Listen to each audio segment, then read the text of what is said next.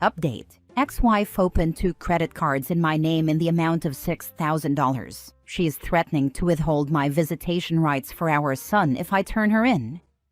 Original post. This is a sad situation, but after my divorce, I ended up moving about 30 miles away, where I bought a house and got a job transfer. The divorce was finalized about 4 years ago. She got primary custody, as she lives in a school district, though I get most weekends and holidays. We've been fairly cordial about it, and it's been working for a while.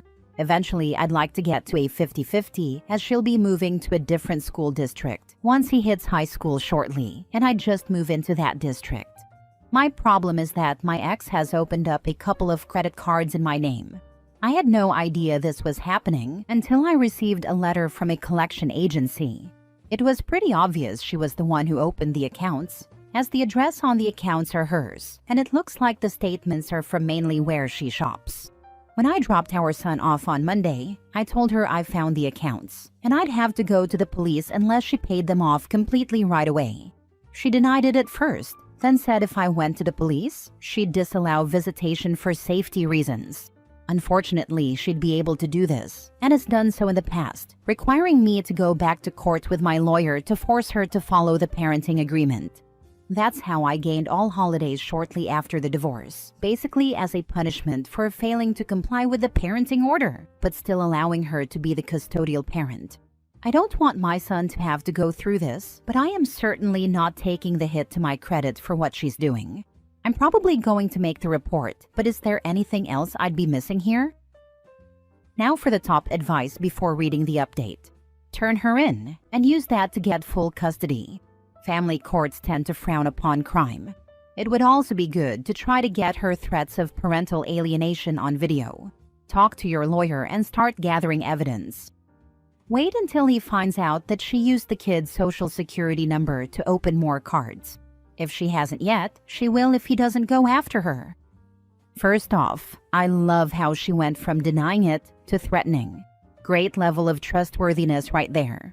Second, literally treat her like anyone else. Someone committed fraud against you. Report it and take care of yourself. Third, drag her back to court for damages and request the parenting agreement be amended. It's clear she can't be trusted with finances, and that should be grounds for losing some parenting rights. If she's violated the parenting agreement before, point out this isn't the first time she's made executive decisions. The brain cells that think committing fraud somehow gives you legal leverage is hilarious. Now for the first update. There's some good and some bad, unfortunately. Since this started several months ago, she has been horrible.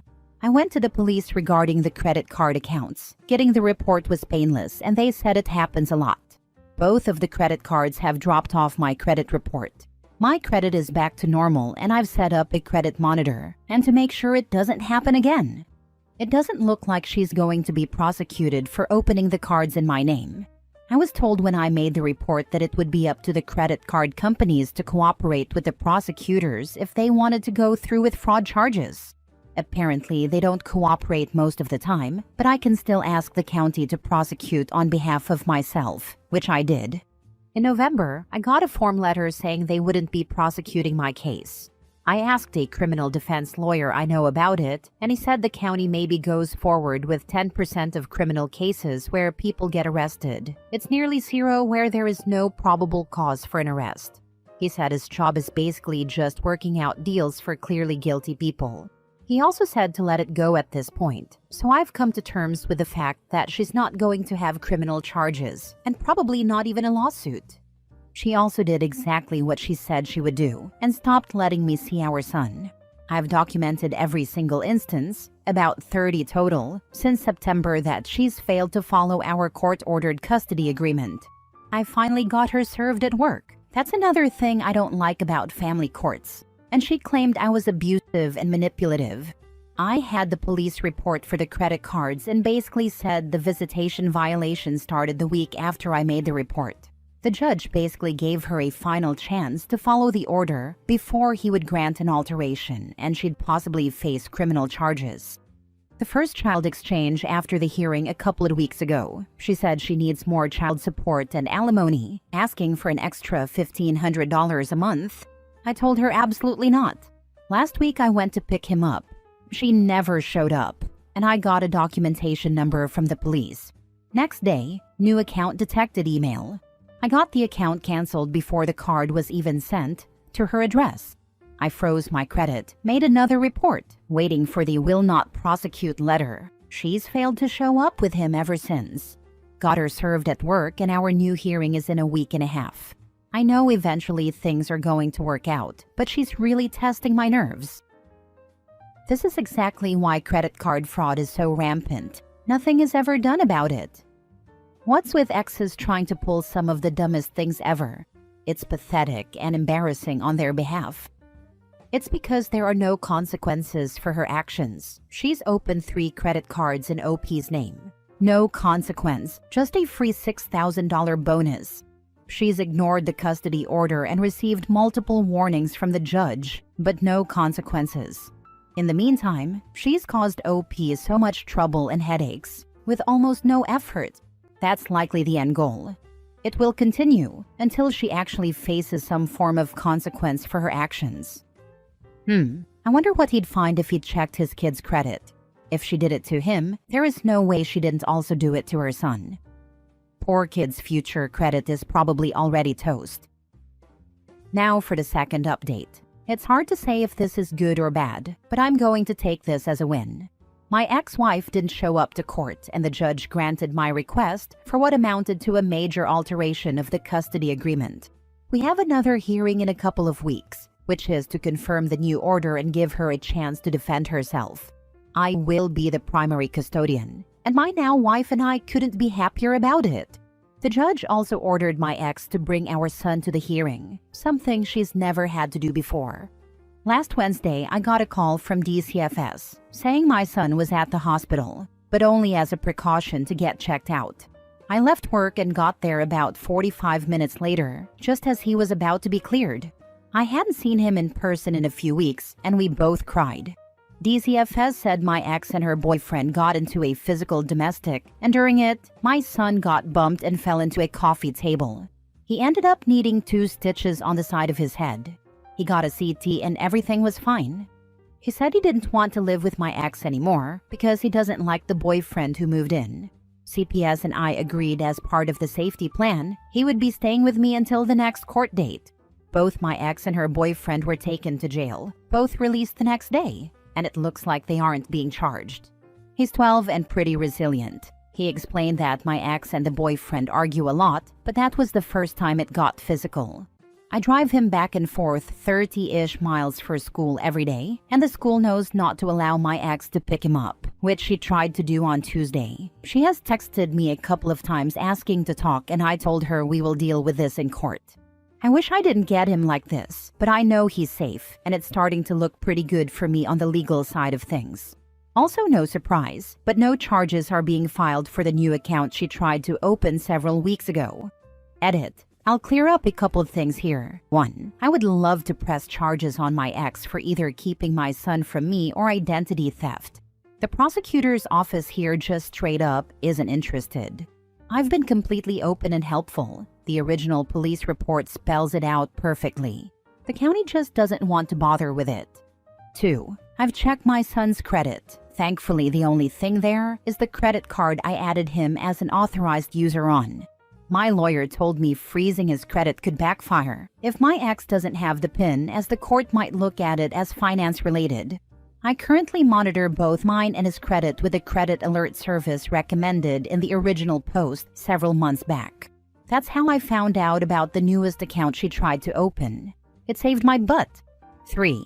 I already pay for everything related to my son. Clothes, tuition, sports, everything. Which is why it chapped my butt that she wanted more. Ugh, I remember this from last month. I hate it for the kid, that it took him literally getting injured for anyone to do anything about this. But at least he's safely with his dad now. Also laughing my freaking butt off at her pestering him to talk about this. Oh, like you didn't? It's kind of a crappy thing for me to say, but it's kind of a good thing the son got hurt, and only mildly. That's only going to help OP in court. Yeah, I'll take a couple stitches and a scan in exchange for getting the heck out of that house. Totally worth it. The way she's behaving, I wouldn't be surprised if the ex and her new boyfriend were involved in drugs. With her being so desperate for money, she tried the credit card fraud again after being found out the first time. I hope OP will be able to keep full custody of his son, with perhaps supervised visitation only. I wonder if CPS will mandate drug tests for her, or if OP can ask for that in family court. I'm not familiar with the protocol with CPS, but with OP's luck with the legal system so far, my guess would be something like, well, substances weren't explicitly involved on the altercation, so we can't mandate tests, or something. OP can request it, but it doesn't guarantee it'll be granted. I had my ex's live-in girlfriend drug tested. It was costly, and the order was she attest clean or couldn't be alone with my kids. Second story. Found out my husband, 26 male, has secretly spent all our savings. Don't know if I, 27 female, can trust him anymore. Original post. My husband and I have been married for almost 2 years. Tonight, we had the worst fight we've ever had, and I'm seriously considering spending some time apart. We're both hardworking and make pretty good money, especially for our age. We paid for our wedding ourselves, and 4 years ago, we bought and renovated our own home.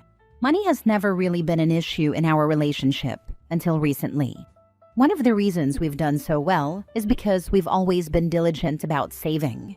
When we were aggressively saving for our wedding and home, we put away 30% of every paycheck. After the wedding, we agreed to a more manageable 20% savings rate to build up our emergency fund and plan for the future. Kids, a new house, a new car, etc. I've stuck to that commitment. In fact, when my husband's car died unexpectedly, I covered the full cost of a replacement without needing a car payment. When our HVAC system failed, I paid for that too. Despite these big expenses, I've still managed to keep up my savings and have a solid emergency fund. Tonight, I found out my husband has saved nothing. We've always had a system. His steady paycheck covers our monthly bills, and since I freelance, my income goes toward bigger expenses, like student loan payments and unexpected costs. It's worked well, or so I thought. When I asked him why he hasn't saved anything, his excuse was that he's always paying off the credit card, which, for the record, only he uses. I went through our budget, and based on his income, he should have at least $3,000 left over every month after covering expenses. So I asked, where is that money going? He had no answer. So I checked his statements, and what I found was infuriating.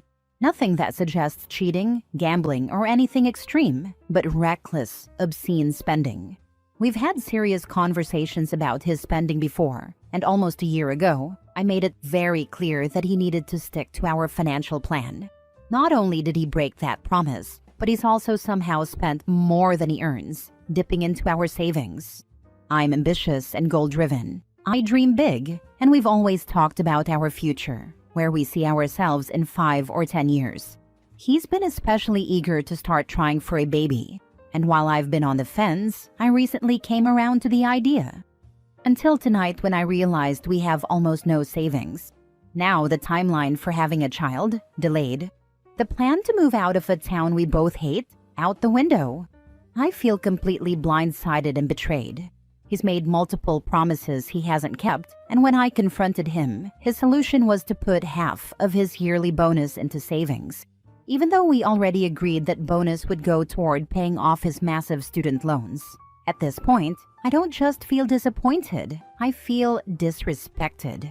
I don't understand why he went behind my back like this, or why he thought I wouldn't notice.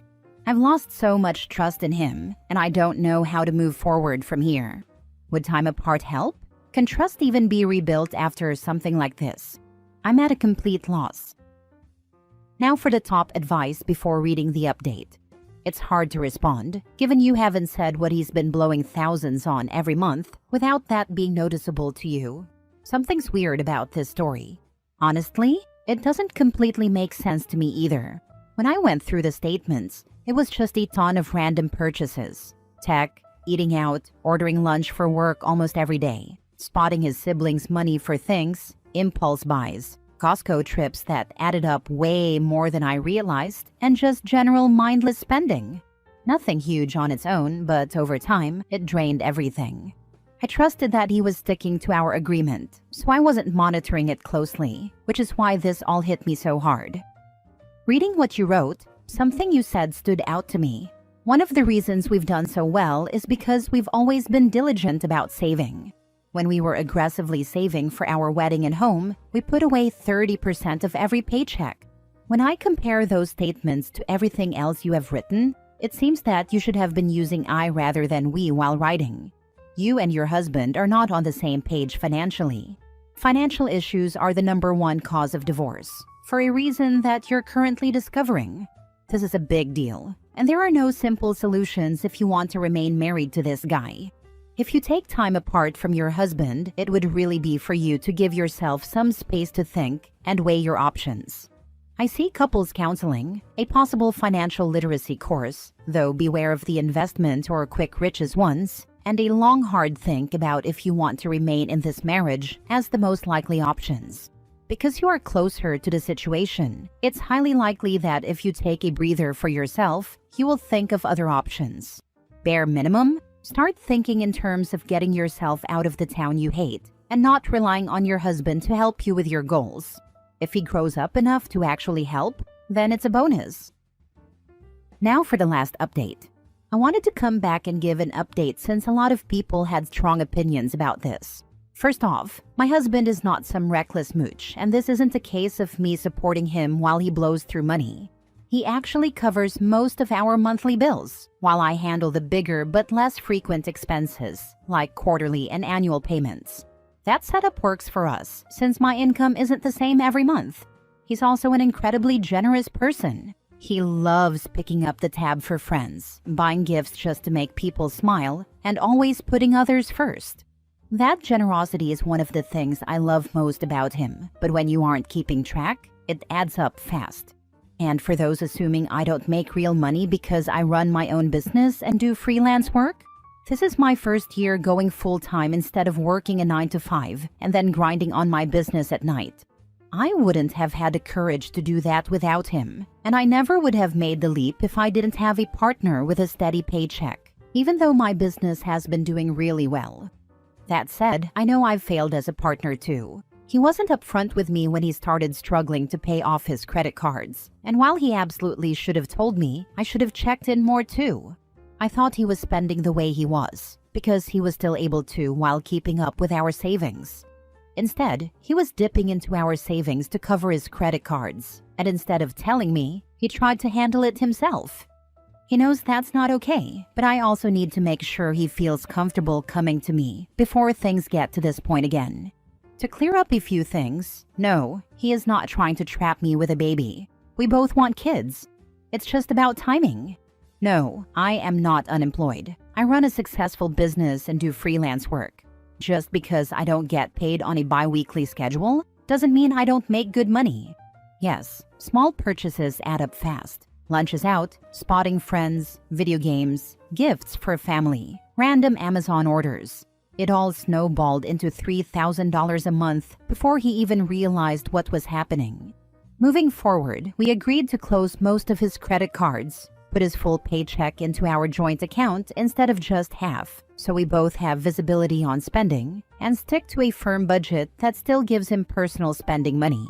We haven't decided yet if we'll fully merge everything, but we are going to be a lot more open and accountable with each other. At the end of the day, this isn't a deal breaker for me. I love my husband, and I know he loves me. We both want this to work, and we are both putting in the effort to make sure it does. Thanks to everyone who gave helpful advice. Hopefully, this is the last time we ever have to have this fight.